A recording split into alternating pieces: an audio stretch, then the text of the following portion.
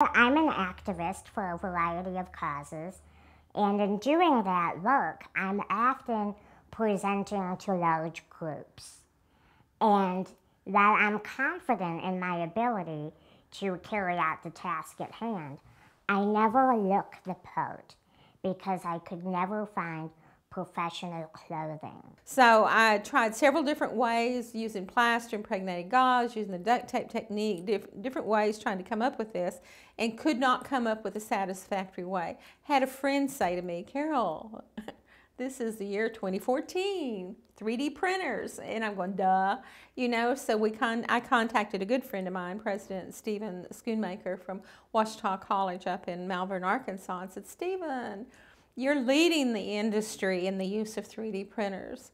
He had just returned from Africa and making a bunch of prosthetics for kids. And can you help us out on this? And he said, yes, we will. Just one of the steps to us trying to find how do we do this. And the whole time I knew 3D printers, but I didn't connect it because I was trying to solve it from my own skills and talents, what was available to me. So the 3D printing is going to revolutionize the fashion world. The college bought a handheld scanner. There's a handheld scanner. It looks like the original cell phone that they'll scan. It feeds into the printer and it prints out. So it'll print out a Jane and it'll print out a Jess, and they've got this bigger printer that should work for our population, at least for their torsos, so that we now, if I have that capability with this handheld scanner and I have someone in California and I can connect with a design school there, they can send an intern or a professor over.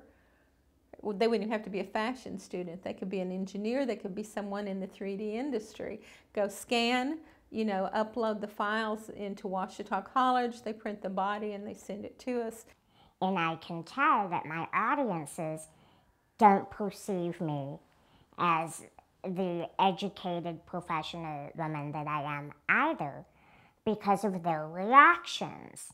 Now, it's slightly amusing, but it's mostly frustrating when I'm waiting to take the podium and the audience is giving me that look, like I'm a three-legged puppy that just fell off of a garbage truck, like, And then when I take to the podium and I start speaking, their jaws drop because they didn't expect that from me. She'd never had any long pants ever, or shorts. I don't have any of the shorts out. So there's a variety of shorts. She didn't have jackets. I've got some little bolero jackets. Preparing for winter, there's flannel ones. Because they're going through all of these processes, just trying to grasp my existence, they're missing what I'm saying. They're missing the subject matter that we're dealing with. And all of that has changed since the inception of Classy Little Fashions Foundation. My last speaking engagement, I was in a business dress with a coordinating bolero jacket, things I've never had in my 39 years. And from the moment I arrived at the venue till I left, I was treated with respect. They treated me like I was the guest speaker, not like I was a wounded animal that needed to be saved. It was nothing I was looking to do. However, the reason it appealed to me is as a child, my mother was a seamstress and my father was a chef. So my playtimes were cooking and sewing and extensive alterations. And my mother would make my clothes so altered I couldn't move in them, so tight. And all that's paying off now. I haven't sewed in 30 years, didn't even own a sewing machine. But on social media, where Jane Hash and I share a lot of mutual friends, she gets on there one day. I knew her through social media and through her shockumentary, but I'd never met her. So she gets on there and she's ragging and whining, you know, that she doesn't have any clothes to wear to this event. And I'm going, oh, really? I mean, seriously, it's just because you can't get out and shop. And then, you know, I'm thinking about it, and I'm talking to my daughter that's a fashion designer in Texas saying, you need to get a hold of her and make her some clothes.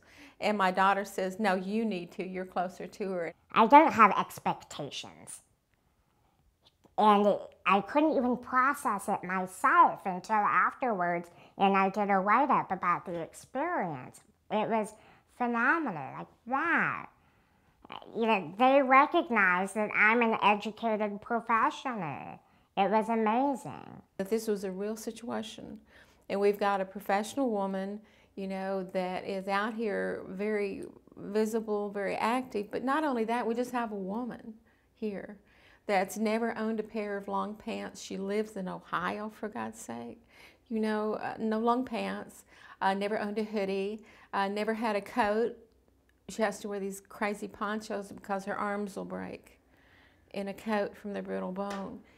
Came right down to there's no panties, there's no lingerie, and I'm going, wow, what if I'd have had to live my life without all those things? This has been such an interesting social experiment. At first, I just wanted some business clothes to make my work more impactful. But as I'm wearing each new item, I'm getting reactions from strangers that I did not anticipate. When a person has a noticeable physical disability, you just need to accept the fact that strangers are going to say stupid things to you. That's just part of the package, depending on what kind of mood I'm in that day, depends on what happens. So it was very life-changing to me in that it gave me back. It relaxed me and put me back into my field of art and back into the field that I was doing when I was 3 and 4 and 5 years old. It's a challenge now deciding what to wear, but it's a very welcome challenge. So you're 39? For a few more weeks. For a few more weeks, then you're 40. Perfect time to start my career as a fashion model.